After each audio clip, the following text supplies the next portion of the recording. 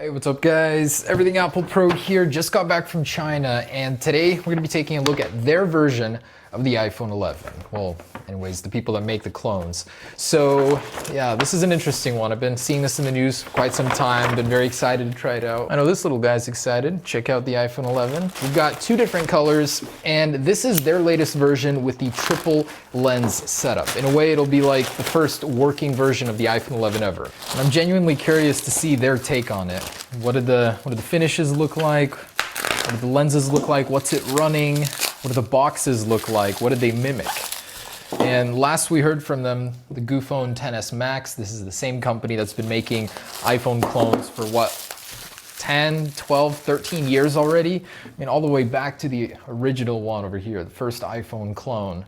So they've come a long way. And let's check out that packaging. Oh, so they decided to mimic the iPhone XS Max. But over here it does say the iPhone 11 Gold, 256 gigabytes, very cool, and the space gray variant. I'm a little disappointed that they didn't actually try and put some unique wallpapers, but I get it. It's riskier for them. More people recognize this as an iPhone XS. And before I even get into this, I want to ask a question. Who actually buys these? To use, to rip off? Like, what are these made for nowadays? I genuinely do not know. They keep releasing them every single year. Why? People like me to review them on camera. Pretty easy to tell that it's not OEM. Text is different, it's grayer. It does say the same things though. Over here, all the barcodes look different. So no one's getting fooled by this, there's no way. It is embossed on the front, but you can tell the packaging is not the highest of quality. Although the text does look really good. Nice and shiny. Okay, well, let's dig in. And here we go. So right away you can tell the cards are a little different. The presentation is different here. And what do we got? Does this one reference AirPower? Oh, they actually reference AirPower on the clone version too. That's so funny. Even Apple removed that from theirs. And we've got a SIM card tool. Another one to add to the collection. Okay, and here it is. Ooh, it's got a very heavy feeling to it. And ooh, there it is. Oh my goodness. That looks nothing like what it's supposed to look like. It is square. I think that's the only similarity here. The flash unit is way too close to the top. The lenses themselves are, oh my goodness, they look dinky. That does not look right in any sense. So I think these two down here are fake. That one is the only one that's actually real. But the color looks good. Like, it looks really close to the real deal. Actually very close. I'm very surprised. The front looks good. And let's go ahead and power it on. On the bottom, the antenna bands are actually mimicking that of the XS now, so the speaker setup is better. The last clone I tested, I don't know how long ago, was not this good. And the luster, just the shine, they got that right. Positioning wise, everything is correct. Although the antenna bands look a little strange. Correct boot up sequence. I mean, it feels, just by weight alone, I would not be able to tell. They made this thing very, very hefty. And I'm very curious to see what it's running. Do they make a mock version of iOS 13? And accessibility is turned on right away, assistive touch. Is there a touch to wake feature? In the space gray version, I just want to see how close they got on this one. Oh, wow. This one looks better in my opinion. Blends this in better. So that lens is not what it's going to be like. On the official version, it's going to be a very slight run-up, and it'll be a larger lens with individual lenses much larger. And those are going to protrude outside of the glass. So what they got wrong here is that this is not body colored. This piece of glass is going to rise up and be body colored in here. On this one, it's not. That's a difference that we know of already. And the iPhone text down here looks kind of cheap, not like the real deal. Yeah, it's a little wonky looking. That's the easiest thing to get right, but they never do. And with no tap to wake, I have to physically press the button. Ugh. Okay, already fully set up for you. So someone down there decided to save you the trouble. And let's turn this accessibility off. It looks old. Oh, no back swipe. Instant deal breaker. Oh my goodness, that's like what makes iPhone the iPhone is the back swipe, but they removed it.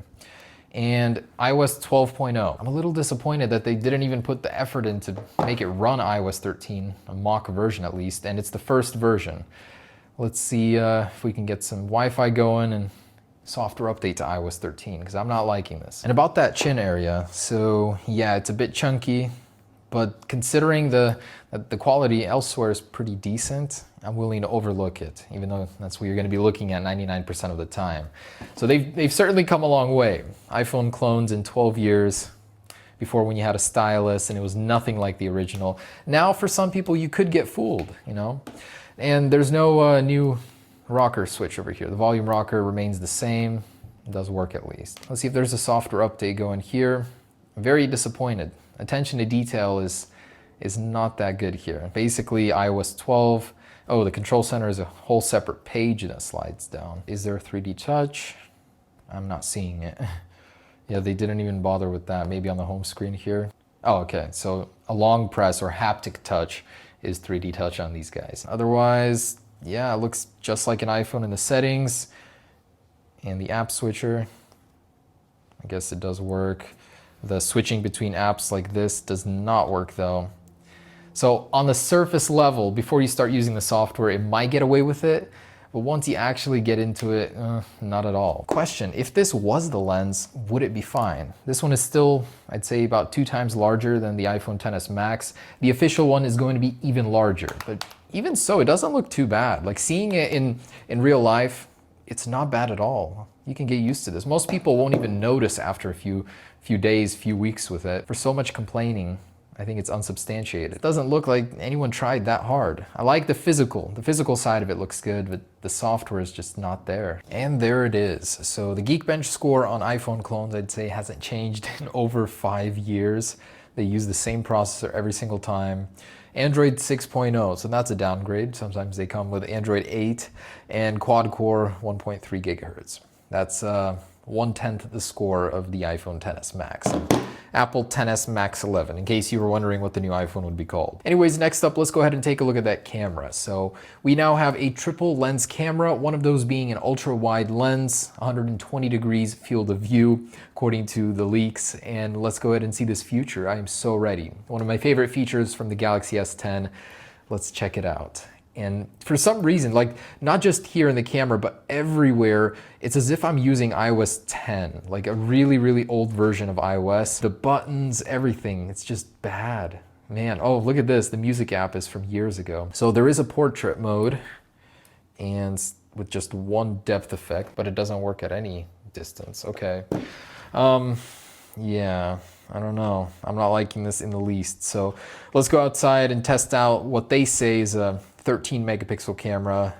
Realistically is likely a 8 megapixel, 5 to 8 megapixel. All right, so the camera app actually looks really good. It's in full screen. It's deceiving on here, and the zoom function is straight in the middle of your content. Nice. I swear, whoever made this software like did not care. They slapped it on from a year-old device. But man, I am ready for the camera quality that'll come with the inevitable real triple lens camera. Over here, I think very clearly it is fake, these 2 bottom ones. So from what I saw online, you're stuck with an 8 megapixel shooter. As for the front facing camera, we have a 2 megapixel shooter. Terrible. Other dimensional. Don't buy this expecting to be taking anything notable with it. It has a camera. It's terrible, but it's there. So the world isn't ready yet for the triple lens camera. I'll be sharing that with you guys once it's out. We have 2 months to go. As having seen this design for months and rendering it and all, you know, I really hope that it looks a little bit better than this. But even so, if they did mimic the iPhone XS style of the lens, I think it would work pretty well. Like, I like it. I would definitely rock it and will be here in a matter of months. I'm very disappointed that they took so much time to make the hardware good on this clone, but the software doesn't match at all. Hey, it was nice to at least see it and kind of get an early look at the iPhone 11. Wireless charging. So on the deceased AirPower, regular one works. It's supposed to have it.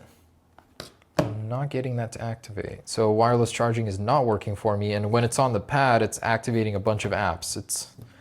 That's very strange. The phantom wireless charge, the phantom touch of AirPower. Okay, and here I was thinking I'd be charging my AirPods 2 on the back of my iPhone 11.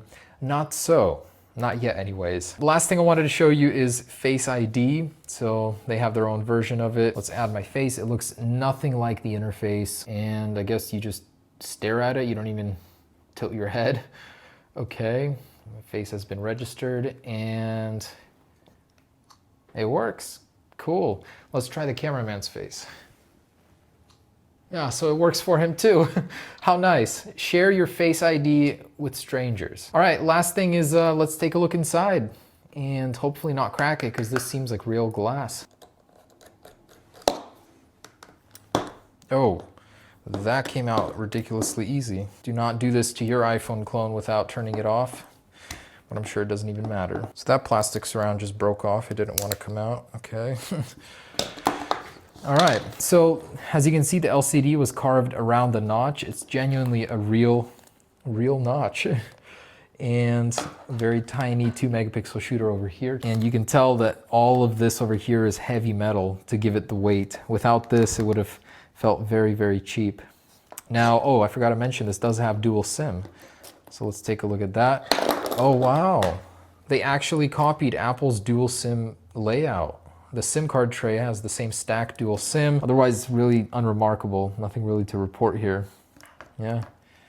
Oh, other than the fact that it opens differently. Wow, actually, I just realized this is the first iPhone clone that actually opens the same way the iPhone does. Most of them I open from the back. So there it is, guys, the iPhone 11 clone. The real one should be coming out here very soon. But would I recommend this? I would say absolutely not. Unless you're trying to just get a feel for the iPhone 11 beforehand, this is not worth your time or your $100.